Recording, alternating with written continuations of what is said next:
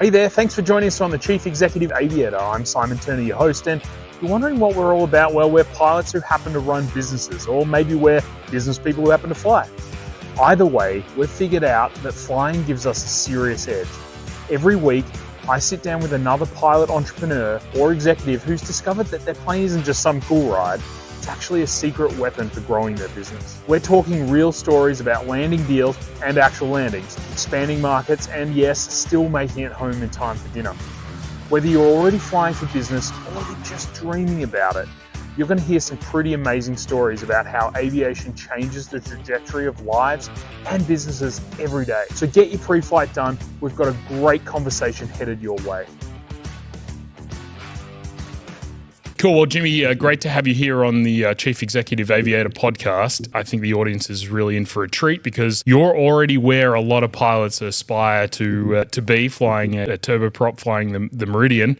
But maybe let's start out and learn a little bit about who you are, what you do, and then we can talk a little bit about your aviation journey. Sure. Well, my name is Jimmy Stallings, and I have a couple of different businesses I'm involved with. I own a civil and environmental engineering firm with a partner. It's based out of Enid. We've got offices in Oklahoma City. And we work primarily regionally, Oklahoma, Texas, Kansas, New Mexico. And then 4 years ago, I moved over from my role as chief executive of that business to president of Stride Bank, where I'm over our fintech relationships. So awesome. Kind of non-traditional banking. That business, it also utilizes our airplane in the sense that we have a operations facility in Sioux Falls, South Dakota, and a branch in Salt Lake. Nice. So in addition to having Oklahoma presence, we're a little bit spread out over the country. Yep. And for people who don't know, Stride Bank sits underneath a lot of the sort of tech banks that you would hear of, like Chime and stuff like that. That's correct. So we're one of two issuing banks for Chime, partnership, a company called Payfare that pays Lyft and DoorDash drivers. And then we have similar arrangements with Stash, which is an investment company, and Wisdom Tree, which is a traditional ETF company, but they wanted a consumer-facing product. So I get to, with a lot of fun companies, fun businesses. How fun. And sort of, it's not the sort of business you'd expect would be here in Tulsa, but pretty cool to have like a national beating business doing something like that. It is. It's fun. And we do have, Oklahoma's got some fintech presence, just not, and they kind of all fly under the radar. And I tell you, a lot of people don't know who Stride is because that relationship is not to be out in front. These companies are basically servicers and marketers for our core, these are Stride customers, but these guys we pay to service and market for us. So, and they're really good at it. Nice. Cool. Tell us a bit about how you got into aviation. Like what was your journey? Sure. I mean, I actually got to start with my dad because I was born and raised in Enid, Oklahoma, and the way that my family got to Enid was through the Air Force. My dad was he was in college during the Vietnam era. His draft number was really low. He got into ROTC, and when he came out of college, he got a slot to fly, and so he ended up at Vance Air Force Base in Enid as a student pilot. And then from there, he became a flight instructor and ended up getting out of the Air Force and staying in Enid. So how cool! I grew up, as a kid in the Air Force, and then after he got out, it's still you're living in a town with an Air Force base like that, and you see those cool jets flying over all the time. I always had an obsession with flying. Nice. So I had always had an interest. I went to school at Auburn for college, lived in Atlanta for about 4 years, ended up moving back to Oklahoma and was working at the engineering firm that I described earlier. And man, just so many days, so much windshield time. And I finally came in one day and I was complaining to my dad, who I also worked with, about it. And he said, well, we did an environmental assessment for the local FBO out there, and we've got about $3,000 worth of credit. We were going to use it for charter, but why don't you go out and get your pilot's license? How cool. I was like, absolutely. So I'm 25 years old. I'm not married at the time. I had, plenty of flexibility and just started working on it. And, it took me about, I think, 3 or 4 months, which I was able to fly a lot. How awesome. And get private fairly quickly. I remember I took him up once. We flew over to Ponca City and had dinner at Enrique's. Oh, awesome. And we landed back in Enid, and he said, well, I guess we got to get an airplane. So how cool. Yeah. My dad was like that. It was great. We got a 1968 Cherokee 6300, which is where I built my first 500 hours. And it was a great airplane, it bulletproof. And it accomplished what we needed. It got us to the different locations that we worked at, and also allowed us take family trips to the Front Range of Colorado. So how cool! And you were the charter pilot. Yeah, basically. How awesome! And that that air was a great way to learn, build time. From there, we wanted something a little bit faster. Went to a Saratoga, church Saratoga, and I built. I guess I built about another 500 hours in retract time in the Saratoga. Perfect. That proved to be a little bit more functional airplane. Yeah. I got my instrument rating in that airplane, and that really was, to me, the key to being able to utilize it more reliably for business travel. Totally. Dispatch rate goes way up. That's right. Yeah. So flew that out. Again, I've got probably 1,000, 1,200 hours. I can't remember exactly, and I got the itch for again, something faster, something more convenient, and that's where the Meridian came in. I remember looking at airplanes, and I'd originally had a friend that had a Mirage, and I thought, wow, that's a cool airplane. I'd like to take a look at that. Yep. And I used a company called Casey Aviation out of Joe Casey. Yep. I called Joe. Nice. He'd been referred to me, and I remember distinctly when I was talking to Joe about price range and airframes, and he said, look, Mirage is a great airplane. Yep. But if you can afford it and you can get into a Meridian, he said, I always remember this. He said, when I'm flying that Mirage, I'm always thinking about where's my out, where's my landing? If blow an engine or blow a turbo, how I got to put it down? He said, when I'm in that Meridian, I'm just worried about what I'm going to have for dinner tonight, because that PT6 is such a solid engine. And if you're flying family and you're flying employees, so I really encourage you to try and get into that turbine. Nice. So that's kind of where that involved. And if you can cover the capital cost, the run cost is actually not that big of a difference. Those single engine turboprops, you pay a little bit more in annual, but the operational cost is pretty comparable. So. Nice. And you almost started out basically using the plane for business. That would seemingly was the reason why you almost got your pilot's license and bought the plane. What are the specific ways in which you sort of used the plane for business then and to now? Sure. As I think back on the in firm, like I said, we do a lot of work out in it migrates with activity, oil and gas activity, or we do a lot of solid waste work. So it started the most efficient use of that airplane. We were doing some solid waste, nuclear waste landfills out in West Texas, in Andrews, Texas, and I was able to literally fly out there and have meetings and fly back in a day, in the same day if I needed to. It's an 8-hour drive both ways, or a 2.5 hour flight. Yep. And so, that truly, the efficiency that you have with that is incredible. Yep. And the other thing it allows us to do, even today, is to move employees around very rapidly, so we can be very responsive to clients when they have a need. And I think that's one of the things that sets us apart from a lot of our competitors, is that we don't have to have small offices spread out all over the place. We've got a footprint that extends because of the airplane. Yeah, I didn't even think about that. Is you can say, hey, we could go and spend $100,000 a year on an office in Midland. Yeah, exactly. Instead, we can put a flight and get them down there and get them back in the same day. That's right. How cool. On the bank side, our operations center in Sioux Falls is a trip we make quite a bit. And when we have to go, when people go commercial, it takes them all day to get there. You can't get there from here in Tulsa, at least not direct. So you're going through Denver or Dallas, and it's again, you're wasting a day of travel on either side of that. And again, I've had trips where I've flown out in the morning and been back at night, and it truly, when we talk about how you measure the return on an airplane, I think the thing that it's easier to do in the engineering firm because we have billable hours. And you can actually put a valuation to it. On the banking side, it's a little bit more difficult, but it's the same concept applies. It's how you value your time. Yeah.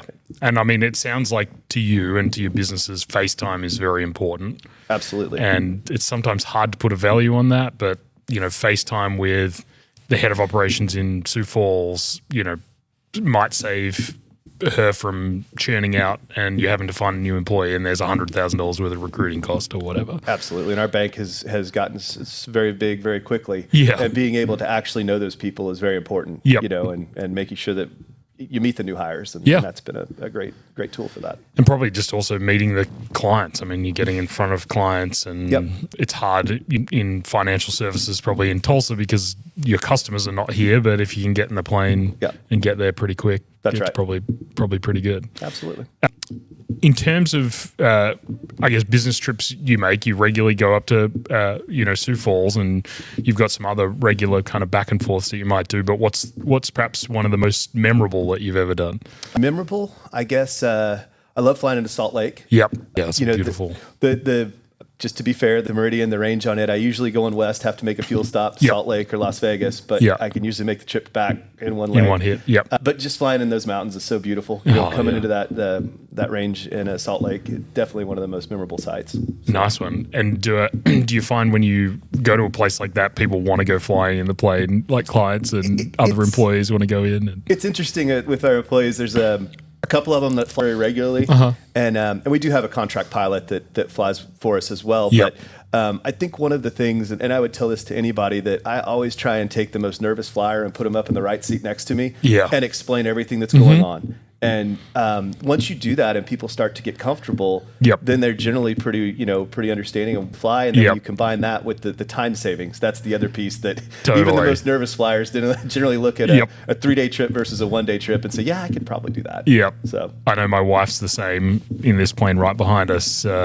She's very nervous, and then I stick her in the right seat, explain everything, and then some of that fear, uncertainty, and doubt kind of goes away when you start to realize, like, well, there's some things that will stop you trying to, kill yourself in this thing. And same thing of, is it a 4.5 hour drive down to Broken Bow, or is it a 40-minute flight? Well, that's right. It feels a little bit better to be home for lunch. Yeah, my wife's interesting too. She views it as a means to an end, just exactly like that. But we have a lot of discussions about glide ratio because there's this unrealistic concept that the engine stops and the plane drops, and that's just not the way it works. And so we talked a lot about that, especially in that Meridian, and at 28,000 feet, I have a lot of options. Yeah, what is the glide ratio of the Meridian? 13 to 1.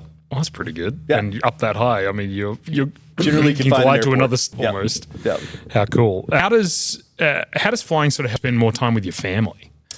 Well, I think exactly what we were talking about. Instead of spending 3 days on a trip, I could spend one. Yep. So, a lot more nights at home in my own bed than traveling out. And Absolutely. And do you fly a lot with the family as well as sort of a adjunct thing? We do. I'd tell you about a trip last year, right before, actually this time last year. Yeah. We were going down to Antigua for nice. a little vacation before the holidays.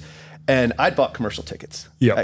And my son, who was 15 at the time, came to me and said, "Dad, can we fly down there?" I said, "Well, we can." Yeah. He said, "We need to do that." And How cool. I said, "That's great." So didn't make the girls do it. Yep. My wife and my daughter kept the commercial tickets. Yeah. But my son and I had the best adventure That is flying such down a to cool Antigua experience. and back. It was an incredible experience. How did you coordinate all of that? Did you use a firm that did all the custom stuff and all that I sort of did. stuff? I used a firm out of Washington State that Yeah. basically did all of the planning, all of the weather briefing for me. They had contract fuel and handling at each location. So it how was cool. it was a great experience with them. Yep. You went ahead and prepaid them. They had estimates on fuel and handling and all that stuff, but they would send you your flight plan. They'd send you a weather briefing the night before, and then any customs forms you good. needed. And then they had the FBOs lined out when you Yep. landed. It was a very, very efficient way to do it.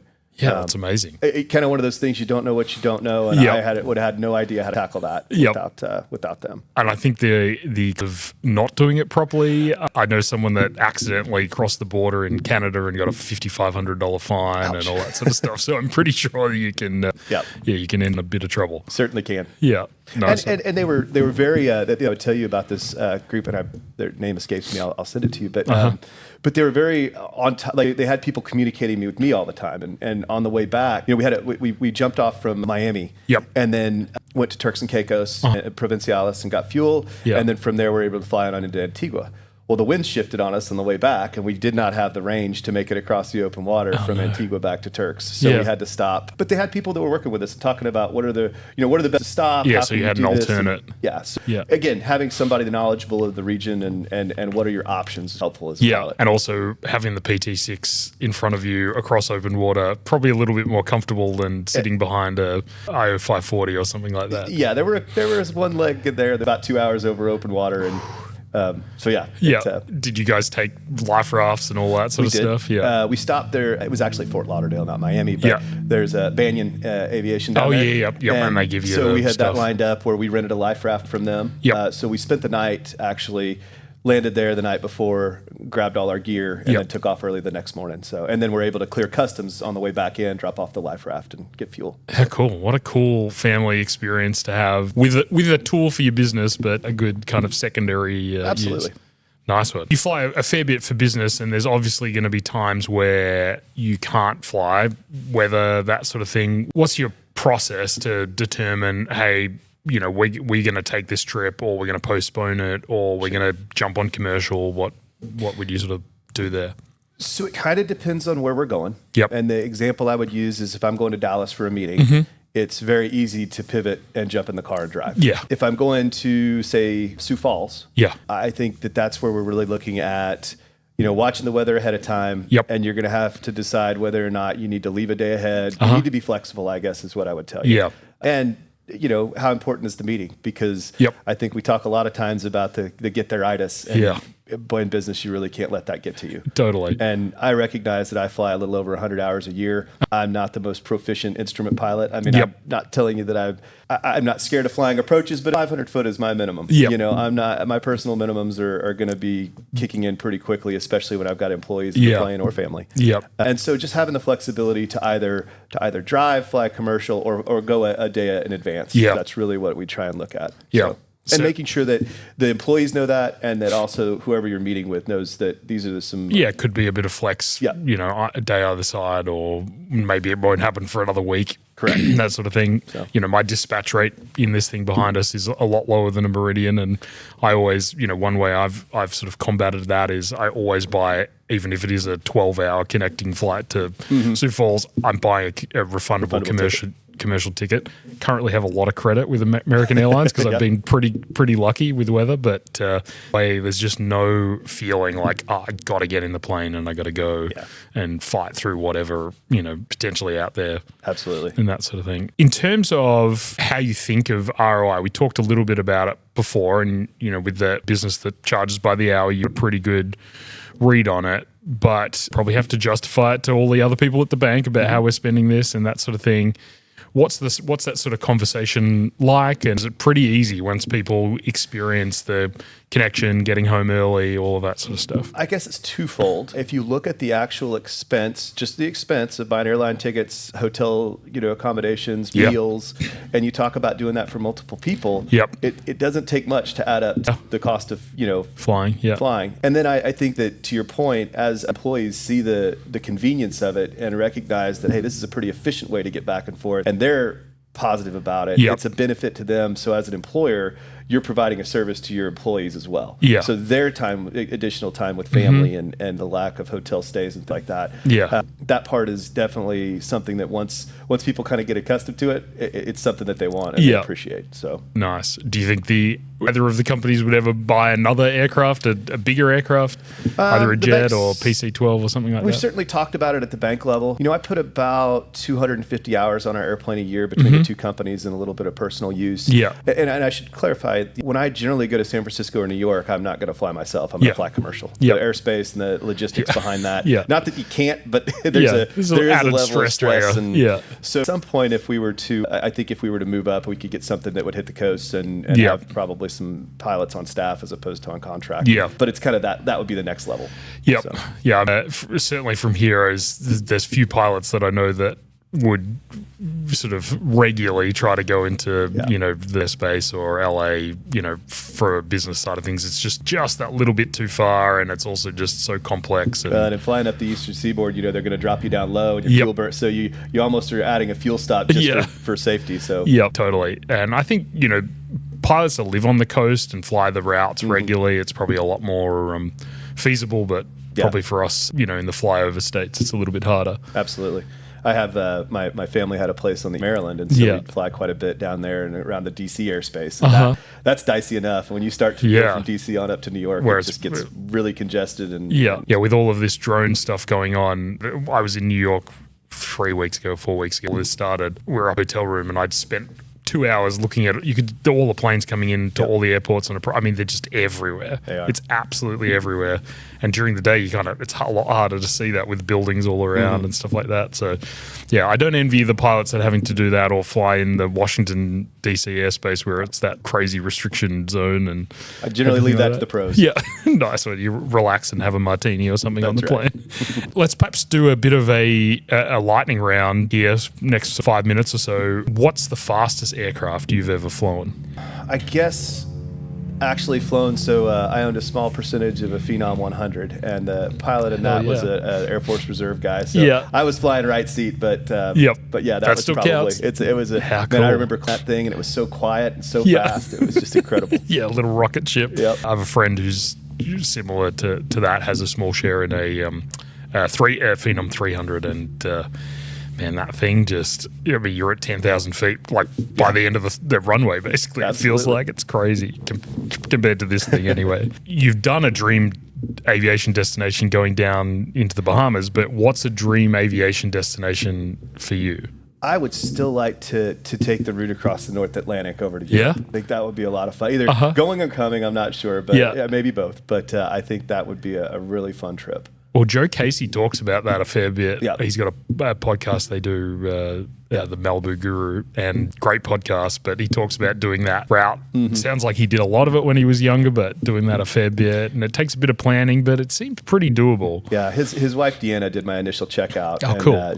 She's actually helped me a lot as a pilot of getting into the PT6, and she talks a lot about flying that route. Yeah, what an experience. I mean, a lot of open water. Yep. Definitely doable, but pretty cool. I've met a SR-22 pilot that had done it twice, and I mean, he's got bigger cojones than me to fly in that thing over freezing water, but he did it in a full dry suit, ready to go in the water straight away if he has to, all that sort of stuff. I can't imagine how uncomfortable sitting in the dry suit for that long would be, but he did it. I think maybe it's just a box ticking exercise. Yeah, I don't think I'd be doing it in SR-22. No, definitely. I mean, he's like, I've got the parachute, but you're still going to parachute into like freezing water full of sharks and in the middle of nowhere, and someone's got to come pick you up, kind of thing. What's you're already flying kind of one of my dream aircraft, but what's your dream aircraft and why? I think, and I'm close, but I would like to get into a TBM. Nice. I think I've got a good friend who's got a TBM 900, and I've got quite a few right seat hours in that airplane. And the capability, a little extra speed, but the range that they have is amazing. Yeah, what's the range differential? The 900's got a bit more than like the 800 and 700 and I stuff think like the that. 700 series is a little bit less. But when you get up to the 850s and the 900s, they had another, I think it's almost another hour's worth of fuel, I believe. Oh, wow. Because you get about 1,000 nautical miles in the Meridian when you've got a light load. Yeah, basically. zero wind. Yeah. Yep, but with the TBM, you can get up even higher and go, another 30 knots faster or something like that. Actually, I think the 900s cruise about 330 knots. So if I'm at 265, I mean, it's noticeable. Yeah, yep. And you get another hour of fuel on top of that. So correct. Not only you really are you going, have a lot of range. Yeah, you could hit the coasts from here. We've actually flown out of Walnut Creek in California and made it all the way back to Oklahoma without stopping. So we had decent tailwinds, but yeah, how cool. Well, that is a dream airplane, I'm sure, of most people. They might have to own a bank or win the lottery, which is this Friday, I believe, is nearly $1 billion. Maybe we should buy a ticket. Yes, maybe that's the way to get one. What about technology or tools that you've been flying from? Probably a six-pack airplane back when you started, and now you're in a very advanced aircraft, advanced avionics, safety, that sort of thing. What's one piece of technology or a tool that totally changed the way you fly? I think the first thing I'd start with, and this isn't necessarily avionics based, but it's ForeFlight. Yeah. Flight planning has come so far from pulling out your maps and but I think ForeFlight is incredible for not only the planning of it, but making changes in flight. Yeah. And the connectivity with ADS-B and having traffic and weather that at your fingertips. I think that's really a game changer. Yeah. And then obviously, the flying behind a glass panel. Yeah. And regardless of what platform you're using, it makes things so much more situational awareness so much better. Yeah. And that went to your point, when you start on a six-pack, it's just night and day. Yeah. So.